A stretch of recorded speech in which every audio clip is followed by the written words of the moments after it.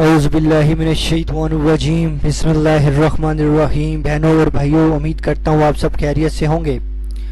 میرا جو آج کا ٹاپک ہے وہ غصہ کے حوالے سے ہے۔ اس میں میں کچھ چیزیں بیان کروں گا۔ ذہنی سکون اور خوش رہنے کے لیے غصے سے بچتے رہنے کی بڑی ضرورت ہے۔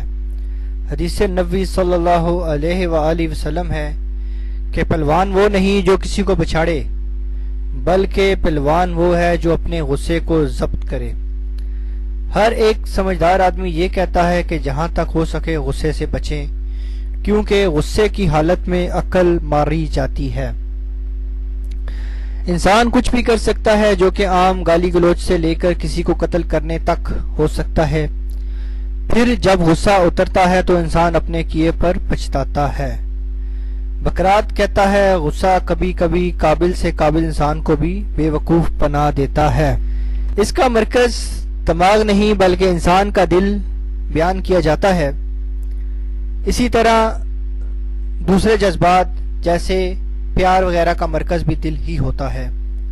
کچھ لوگ پیار بھی دماغ سے ہی کرتے ہیں اور پیار میں بھی ہر وقت نفع نقصان سوچتے رہتے ہیں۔ قابل رحم ہے یہ لوگ غصہ کا تو معلوم ہو گیا کہ غصہ تو بری چیز ہے، اب اس سے بچنے کی ترکیب کیا ہے اور اس کا علاج کیا ہے۔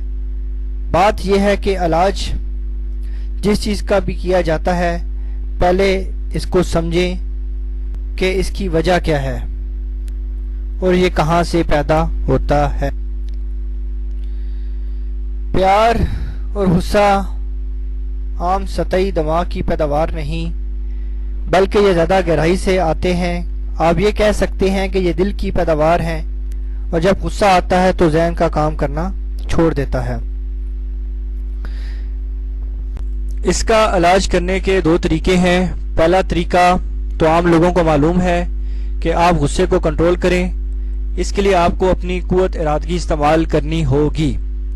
آپ کی قوت ارادگی جتنی مضبوط ہوگی، آپ غصے کو قابو کرنے میں اتنا ہی جلد کامیاب ہوں گے۔ اس کی ایک ترکیب اسلام میں یہ بتائی گئی ہے کہ جب غصہ آئے تو آپ وضو کر لیں، غصہ غائب ہو جائے گا، جو بڑی اچھی ترکیب ہے۔ لیکن اگر غصہ ہونا عادت میں بھی شامل ہو جائے تو اس کو ختم کرنے کی ترکیب یہ ہے کہ جب بھی آپ کو غصہ آئے تو آپ خاموش بیٹھ کر اپنے ذہن میں اس کو محسوس کریں۔ اپنے غصے کی حالت کی فلم دماغ میں دہرائیں۔ یہ چیز آپ چند منٹ تک کریں۔ اس میں غصے کو دبانے کی کوشش نہ کریں، بلکہ چپ چاپ اس کو محسوس کریں۔ دیکھیں کہ یہ کیا چیز ہے۔ چند بار ایسا کرنے کے بعد آپ کو غصہ آنا بند ہو جائے گا۔ اس سے دور رہنے کی ترکیب یہ ہے کہ آپ اس سوچ یا غصے کو آنے دیں، اسے ذہن کی فلم میں دیکھیں، اسے محسوس کریں کہ وہ کیا ہے۔ ایسا چند بار کریں، پھر آپ دیکھیں کہ آپ کو غصہ آنا بند ہو جائے گا۔ ایسا کرتے وقت اگر آپ یہ تصور کریں گے کہ غصہ آپ کو نہیں کسی دوسرے کو آ رہا ہے، آپ علیحدہ ہیں اور بیٹھ کے دیکھ رہے ہیں، تو نتیجہ اور بھی اچھا نکلے گا۔ لیکن ایسا کرنے میں انسان کو زیادہ یقین کا مالک ہونا چاہیے۔ ہر آدمی کے لیے یہ آسان نہیں، حالانکہ یہ ترکیب ہر بری عادت کی اصلاح کے لیے بڑی کامیابی سے استعمال کی جا سکتی ہے۔ کسی کا نقصان کرنا بڑا آسان ہوتا ہے، لیکن اگر آپ کو یہ طاقت مل گئی ہے تو آپ اس کے ذمہ دار ہیں کہ اسے اچھی طرح استعمال کریں، لوگوں کے بھلے میں استعمال کریں، نہ کہ انہیں نقصان دینے میں۔ نفرت سے ہی سب دشمنیاں اور فساد چلتے ہیں۔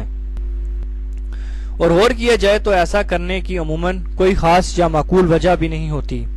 یہ ایک حقیقت ہے کہ آدمی جس چیز کو دل میں بٹھا لیتا ہے، اسے ہر طرف وہی نظر آتی ہے۔ نفرت کو سوچنے والا جب اسے دل میں بٹھا لے تو پھر اسے ہر طرف نفرت ہی نفرت نظر آتی ہے۔ اس دنیا کا یہ اصول ہے کہ جو چیز بھی آپ آگے بھیجتے ہیں وہی واپس آتی ہے۔ پیار کی سوچ سمجھیں تو پیار واپس آئے گا، نفرت کی سوچے گی تو نفرت ہی واپس آئے گی۔ نفرت ایک منفی سوچ ہے، ہر منفی سوچ غلط ہوتی ہے۔ اگر آپ کو کوئی شخص برا لگتا ہے تو بہتر ہے اس کے بارے میں سوچے ہی نہیں، کیونکہ ایسا کر کے آپ اپنا دل، اپنا دماغ ہی خراب کریں گے۔ لڑائی جھگڑا مار کٹائی سب عموماً اسی طرح شروع ہوتے ہیں. لوگوں کو معاف کرنا سیکھیں. ایک منفی سوچ کے بعد دوسری منفی سوچ آتی ہے، پھر ان کی قطار لگ جاتی ہے. اس لیے بہتر ہے کسی کے بارے میں غلط سوچ کو شروع ہوتے ہی ختم کر دیا جائے. لوگ یہ بھی کہتے ہیں کہ برائی کرنے والے سے بھی نفرت کرنا بری بات ہے، یعنی نفرت کسی سے بھی نہیں کرنی چاہیے. لارڈ بائرن نے کہا ہے کہ نفرت دل کا پاگل پن ہے. خواہ مخواہ نفرت کرنا گناہ کے علاوہ بے وقوفی میں بھی آتا ہے. امید کرتا ہوں جو چیزیں میں نے غصہ کے حوالے سے بیان کی ہیں اس میں آپ ضرور عمل کریں گے. اسی کے ساتھ اجازت چاہوں گا. السلام علیکم. اللہ حافظ.